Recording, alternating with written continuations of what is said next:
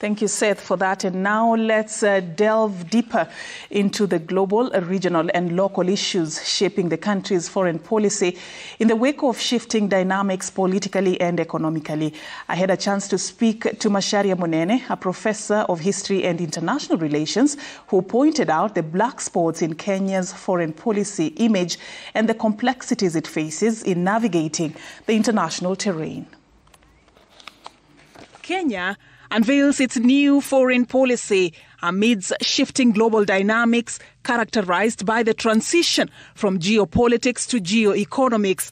Like many African countries, Kenya is faced with the dilemma of whether to stick to the traditional political allegiance to the West or to reorient its priorities towards the economic spec of emerging powers like China, which, according to Macharia Munene, a professor of history and international relations, are giving the West a run for their money by offering alternatives.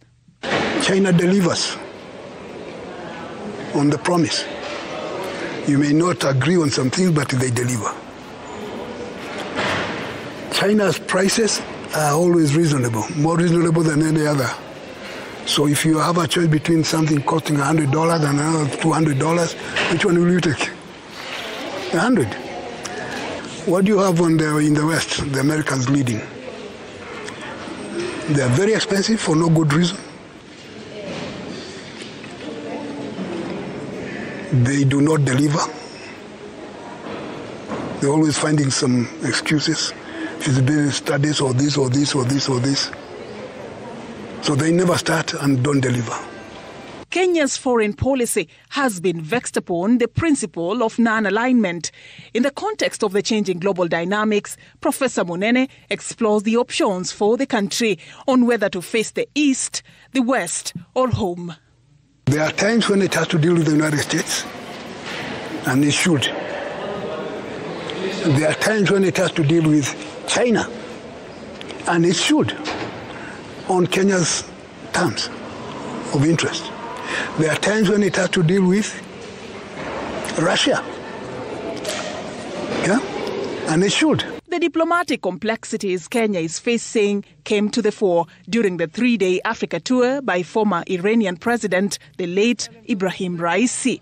The bilateral talks he had with President Ruto at State House, Nairobi, was quickly overshadowed by the controversy of the visit, which seemed to have placed Kenya in between a delicate relationship between Iran and its global adversaries. Have we seen the fruits of that? We don't know. We have yet to see. And maybe we've seen the fruits. The Israelis were not very happy. And even the Americans were not very happy. And Ruto was in the business of trying to please the Americans. The AUC chairmanship race also forms another key dynamic in Kenya's diplomacy. While the former Prime Minister Raila Odinga seems to be on the upward trajectory after bagging support of key continental figures, he will still have to face two other candidates, including Djibouti's Mohamed Ali Yusuf and Madagascar's Richard James Randriamandrato. The other heads of state who are going to be the voters, how much do they trust Kenya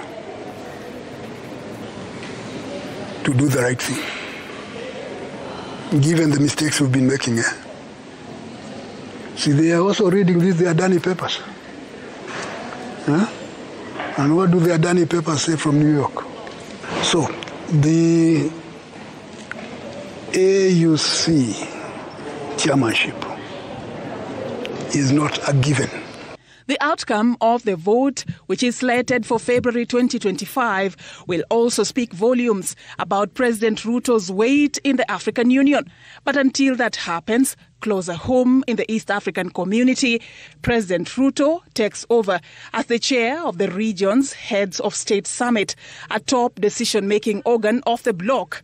This is after DRC's President Felix Tshisekedi, who was expected to take over from South Sudan's President Salva Kiir, failed to attend the summit in Arusha. Somalia, which was in line, is still in process of aligning with the community protocols, and President Samia Suluhu would have taken the baton, passing it to Ruto, citing other commitments.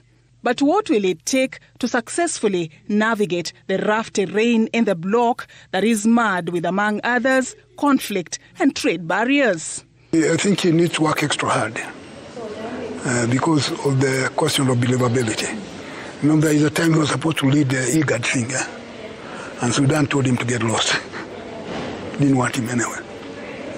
Not a very good picture, And I think he has a little problem with Congo, So how to allay suspicion of the various neighbors, whether it's Suluhu, Museveni, Kagame, Tshisekedi, Salva Kiir, and the guy in Somalia.